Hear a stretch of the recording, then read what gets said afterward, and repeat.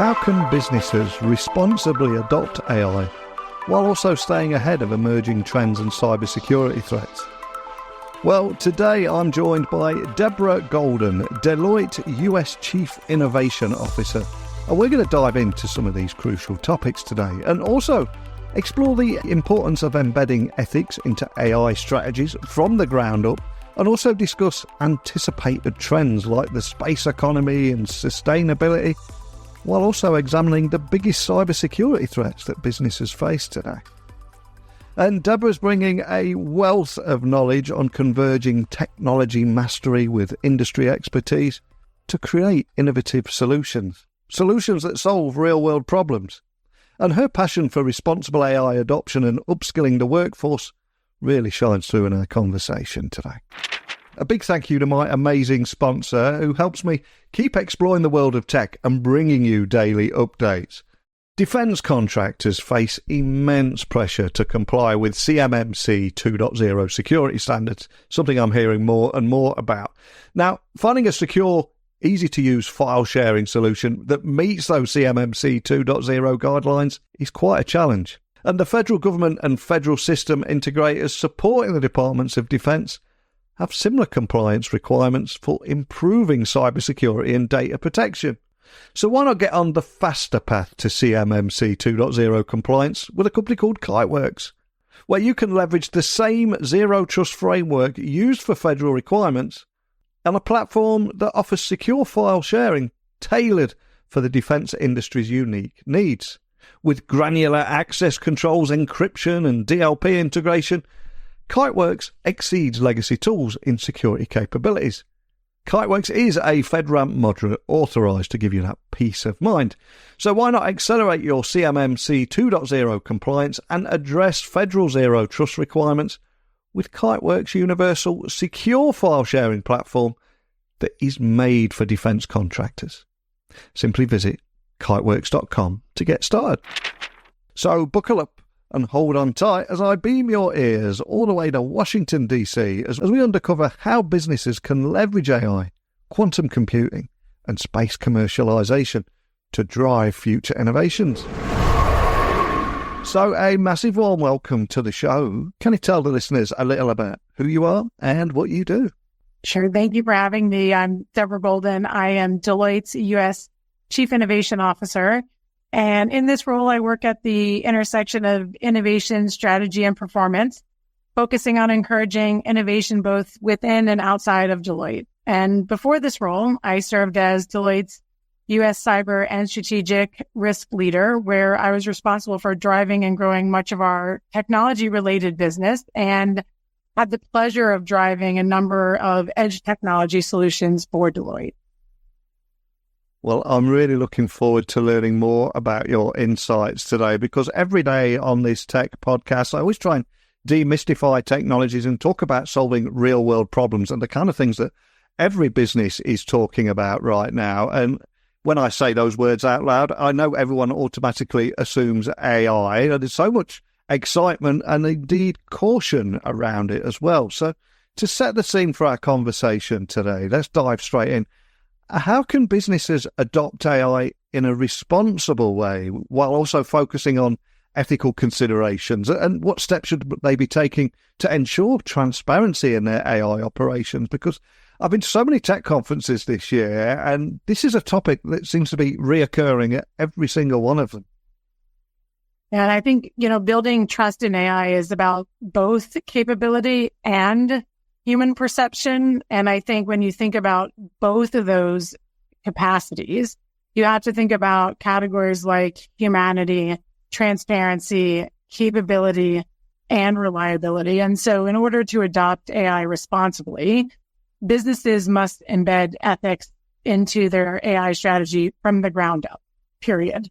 So it's not just about compliance. It's about defining the moral compass of your technological and your business future. And so when you think about that from a holistic perspective, in order to build trust, organizations need to really think about how do you build that approach and promote trustworthy AI. Now, that word in and of itself sounds candidly both everything and nothing at the same time. So let's break that down a little bit. And you think about the steps. Some of them may include things like establishing ethical frameworks and governance, like we have a trustworthy AI framework. So really coming up with that framework of how to be clear and concise across the enterprise.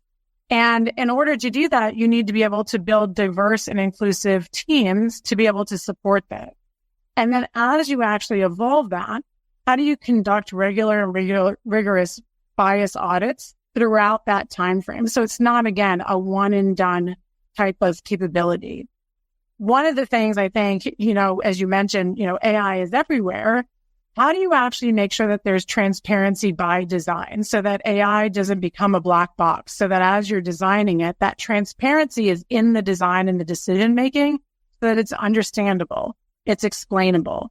And then I would say the next step is making sure that you're engaging with all of your stakeholders. So whether that community is your customers, your employees, your partners, all of that diverse stakeholder community, so that they understand the measures that are in place, not just how the data is being used, what are the controls in place? What is being exerted over that data? What is the response that's being anticipated? What are the outcomes being anticipated? What are the incidents that are happening with that data?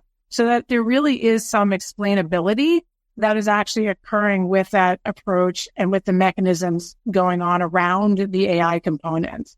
And I think ultimately, after all, what is the accountability that you expect and the measures that you expect against the AI components so that, again, you understand not just the capability associated with AI, but that human perception that is also associated with it.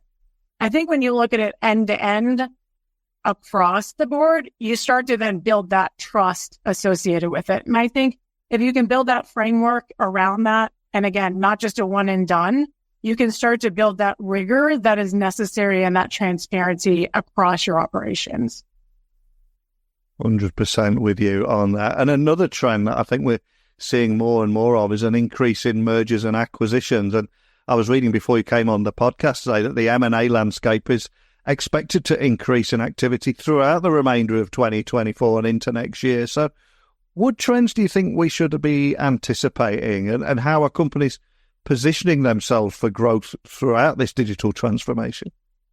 Well, I certainly don't think that AI is going to slow down anytime soon. So at top of the charts are certainly going to continue to be AI. And I think that the AI front is candidly just at the tip of the spear. I think what we've seen so far has been one portion of AI, and that's the Gen AI portion of it. And so I think what we've seen so far is the hype cycle of that, which has been the Gen AI portion, which has predominantly been on the operational efficiency side. I think we'll continue to see that, but what I think we'll see trending is into the actual business enhancement side of that. So I think we're going to see that really start to pick up, which is around AI automation acquisition. So focus on the cutting edge capabilities, not only the streamlining operations, but the start of how do we start to enhance customer experience and actually transformation of our businesses. That is, I think, going to really pick up steam and really start to eclipse into the rest of 2024 and beyond. I think you're going to continue to see what we've been seeing, candidly, over the last year or so around things like cybersecurity and cloud. I don't think those are going to go away, particularly as we see more and more cybersecurity threats continue to escalate around advanced capabilities and protecting digital assets. And certainly cloud is not going to go away. The continuation of service providers, it's not just a trend. That is going to continue to be a shift in business operations. But I think as we start to look at kind of the race to what is the next economy, I think M&A is also going to look at the activity around what is that next big shift in industry. So whether it's the next space economy or the next digital economy, sustainability as we think about the green economy, I think we're also going to start to see and continue to see consolidation in those areas around fueling, no pun intended, our M&A activity. So seeing those emerging industry capabilities and industry convergence, I think it's also going to be quite a big pickup over the next 3 quarters in 2024. And another big topic right now is artificial intelligence in cybersecurity and how AI is being used by both the good guys and the bad guys, almost having good AI versus bad AI. So what do you think are the biggest cybersecurity threats facing businesses today, and what strategies should organizations be implementing to better enhance their defense mechanisms and protect against such threats as they continue to increase? Yeah, and cybersecurity threats obviously have been around for a long time. They're not going anywhere, and they're going to continue forward. I mean, certainly taking advantage of today's rapidly evolving digital landscapes.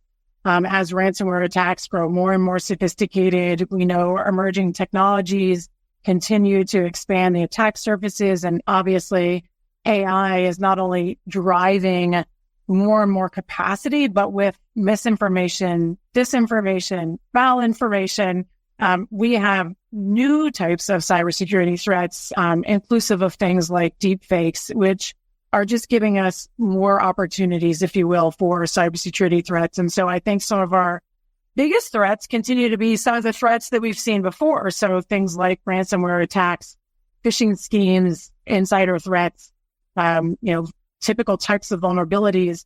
But we also, because of the openness, if you will, of the way that we operate today, we have supply chain threats. So it's not just, what's inside your own four walls. We continue to see, obviously, the continued ecosystem threats around the supply chain. And so as we think about the expansiveness of these evolving digital landscapes, how do we look at protecting not just our own individual landscape? Obviously, the supply chain or the value chain is going to continue to be more and more important. And so the strategies that we look at need to be multifaceted, _, and combining technology, training, proactive measures. And some examples, again, continue to need to be things like zero trust architecture, endpoint security, and I think even getting more and more advanced around things like AI enhanced multi-factor. So when you think about users required to authenticate with multi-factors, whether that be password, mobile notification, or biometrics. And again, I think when you start to introduce the world of AI, you can start to get more and more advanced as you look at anomalies. So do you have an AI-driven tool to monitor behaviors and detect anomalies that can adapt authentication requirements? So you're now, instead of being reactive, you're now proactively mitigating risks and dynamically fortifying defenses against emerging cyber threats. And so in that scenario, you can be very proactive and get much more adept at being able to pivot against the risks. I think that's the kind of world we're going to be faced with in terms of being able to move so quickly to address the risks that are going to be in front of us. And I don't want to focus too much on the bad stuff because there's enough of that out there in the universe without us both adding to it. So in a bid to restore the balance in the universe somewhat, what do you think is the most promising innovations in technology that you think will maybe reshape industry standards and indeed those consumer expectations that businesses must rise to in the coming years? Anything excite you there?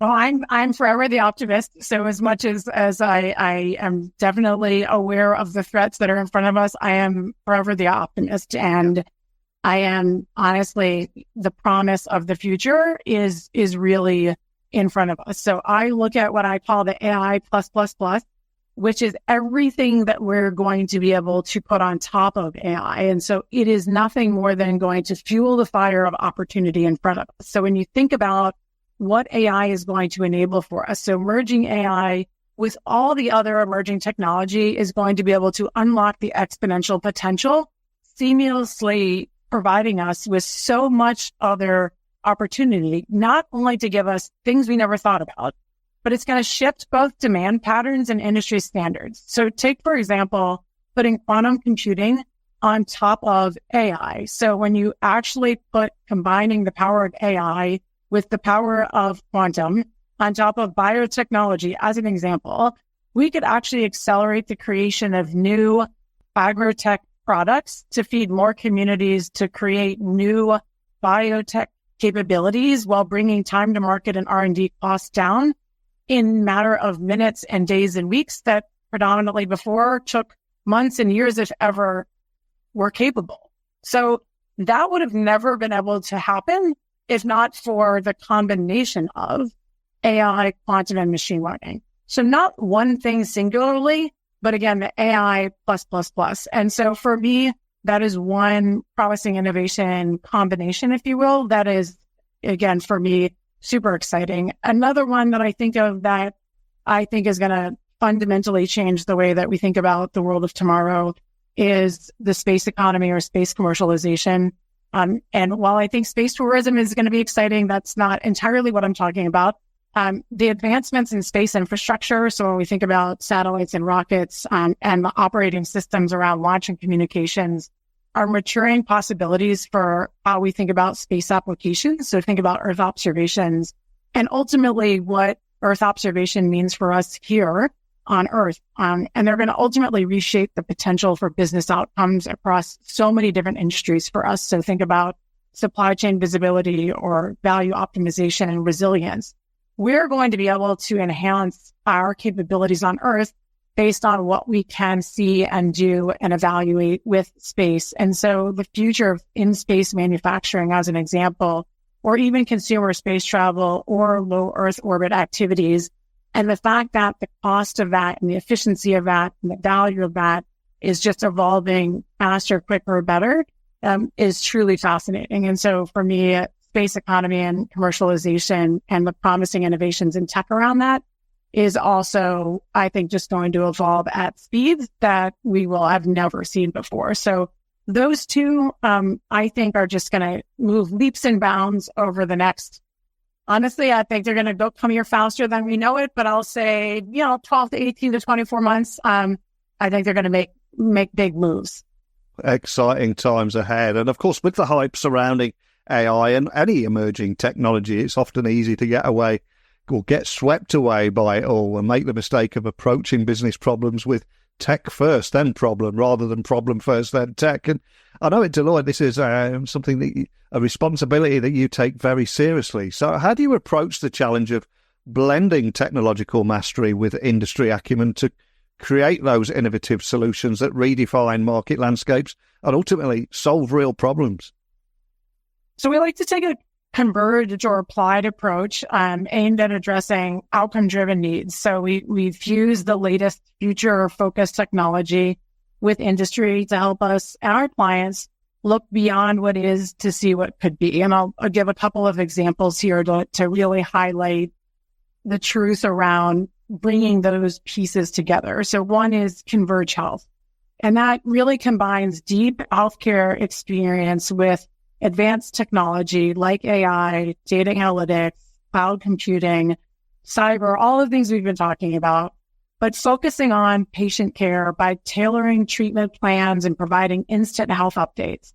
We use extensive data networks and systems that work well together, convening that with a vast ecosystem and alliances. Converge Health helps bring healthcare providers and coordinate better, leading to improved healthcare patient with smoother operations. And to your point, really looking at bringing that external expertise. And so we have doctors and nurses and communities here in-house. So having that expertise of the problem, understanding that problem and that expertise to build platform capabilities, applications, and networks, leveraging alliances and ecosystems and capability to seamlessly bring those two things together, technology mastery and industry acumen, to create solutions and capabilities that have never been established to really look at a shared global community. And that is one example of how we brought that to bear. Another one is around what we've termed industry advantage, which is merging specialized industry knowledge in a very similar way with state-of-the-art technologies, which again includes things like AI, ML, and predictive analytics, where we've embedded technology solutions with, again, very specific industry specialty for highly customized strategies. And that really addresses the nuanced challenges of what businesses are faced with. So really putting that business problem first. So we harness that extensive expertise, proprietary data, understanding those algorithms, what is actually the importance of the problem, understanding that, and then how can we accelerate the actual technology to help you solve that problem? And that really is, I think, kind of the secret sauce of looking at that access of understanding it's not just one thing, right? It's how do you take the tax problem and the consulting problem and the ecosystem problem? Because technology, by the way, is one part of the problem. Understanding all the pieces of the technology applied to that in the component of the complexity is actually where we help to solve for actually the client's problem and get to the outcome that they're solving for. 100% with you. And I also think as the pace of technological change continues to gather pace, ensure that nobody gets left behind has never been more important. So with that in mind, what role do workforce training and development play in enabling businesses to leverage AI both effectively and ethically? And how can companies ensure that their teams are ultimately equipped with the necessary skills? Because there seems to be almost a tech skills gap at the moment. Yeah. And I think at the end of the day, all of AI requires a reimagination of workforce training and development. And so as we think about, again, I'm going to be the forever optimist, what Gen AI allows us to do is actually democratize access. I mean, that is truly what Gen AI, so one portion of AI, allows us to do. So if you think about what Gen AI is allowing us to do, it's allowing everybody to have access to AI. So traditionally, if you think about traditional developers, you had to have a developer background or an engineering background to be able to code or understand how to develop capabilities. In the world of AI, what Gen AI allows people to do is you don't actually need to have a development capability. And so anybody can actually have the ability to play with, learn with, code with AI. And so tech skills are no longer a barrier to entry.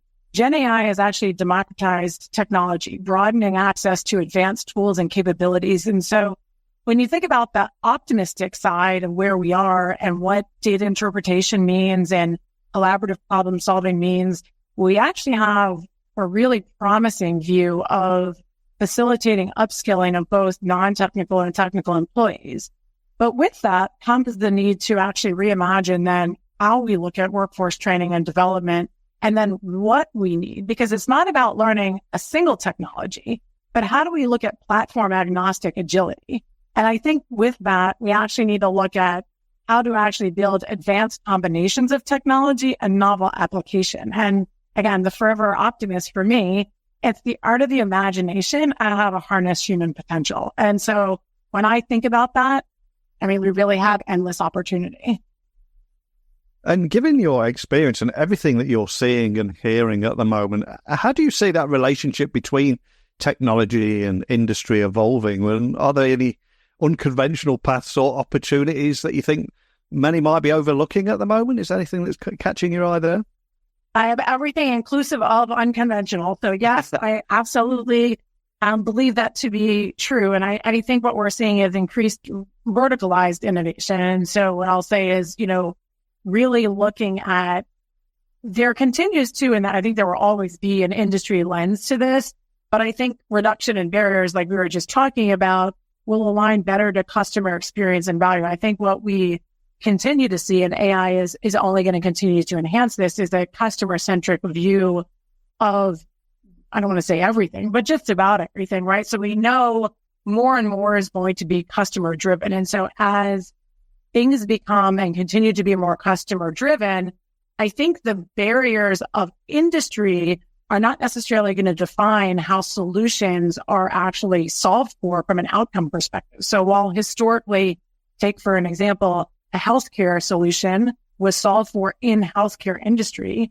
I think you're going to see less and less of the industry itself solving for that particular industry solution. And, previously when I gave the example of space may not solve just space problems, right? We know Earth observation can solve agritech problems.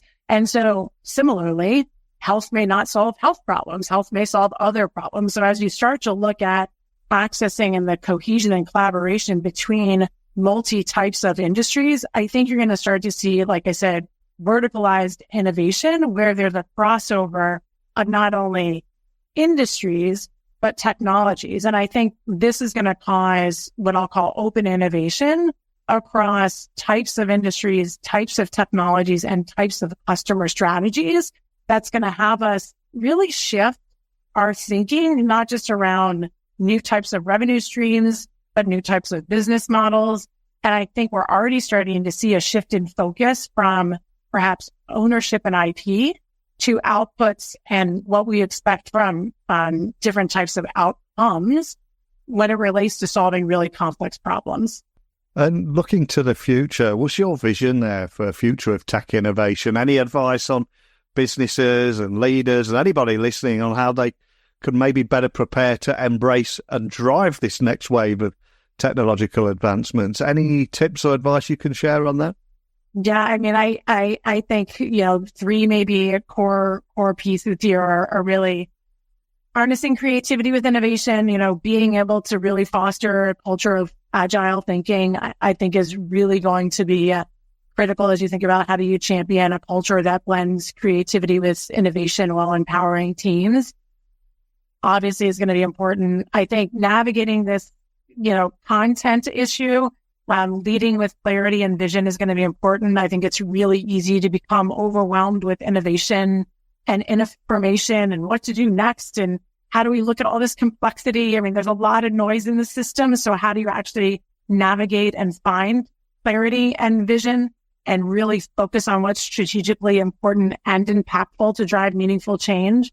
And I think, last, but, not necessarily least important, but would be to how do you actually redefine what leadership means? I think embracing flexibility and continuous learning. I think we've always looked for visionary leaders, but how do you look to be visionary while flexible and committed to continuous learning and being prepared to pivot rapidly while embracing new technologies? And oh, by the way, inspiring and thriving amidst change without having a playbook, because I think the notion of having a playbook is long gone. And before you came on the podcast, I was doing a little research on you, and I was reading about your reputation as someone who boldly explores the unconventional, leading with insight and provocation. And this got me thinking, she must have picked up more than a few stories in her time. So can you share the funniest or most interesting story that has happened in your career? I'm sure there's quite a few of them, but is there any you are able to share?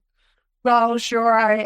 There are definitely quite a few. And one that I'll share is, obviously amongst my travels, I've been to many, many places, and all of the places I visited and all of my stories are always ones I remember. But in one that is near and dear to my heart, I was able to actually go and visit NORAD, which is the North American Aerospace Defense Command. And it is, for anybody who is ever able to go and visit, it is truly an astonishing, just state-of-the-art, in awe. I mean, I am a self-proclaimed nerd, if you haven't figured that out yet. But for me, it is a showcase of many things, inclusive of pioneering technology, resilient infrastructure, innovation under pressure. I was able to learn so much about the people and their resilience and what it means to secure and be there for our country in times of need. And honestly, how technology and human resilience works. And for me, not only that, when I left, I was able to pick up the phone and also talk about how proud I was about being there and just learning so much about things, and learn that also my father actually helped to engineer part of NORAD. So for me, it was also a moment to be able to be like, really? You also helped to engineer part of the architecture that was built for NORAD. So that was also something that was endearing to me as I sat back and marveled that we basically have the capability and the capacity to bring forward such innovation and technology. The other thing that is also quite near and dear around things that are super interesting when we have missile defense systems that exist in such unique ways. The other interesting and most innovative thing about it, every year at Christmas, for Christmas Eve, NORAD also tracks Santa around the world. But what's most innovative about that, and it actually started as a misprinted phone number that accidentally directed a child to actually their phone number. And instead of disappointing children, the officers on duty decided to play along, and that tradition actually holds true today. So I like to say it truly is innovation at its best. So I will leave you with that. And aside from being, like I said, a self-proclaimed nerd, it probably was one of my most memorable trips of watching, truly learning both humanity and innovation tech at its best. Wow, what an incredible story. A great moment to end on. But finally, for anyone listening, wanting to find out more information about everything we discussed today, obviously Deloitte is a huge website. If people want to find out more information or maybe ask yourself or your team a question, is there anywhere in particular you'd like to point everyone listening? They could certainly follow me on LinkedIn. It's probably the best way they could follow me on LinkedIn, and that's probably the easiest way to get to us, or on Deloitte.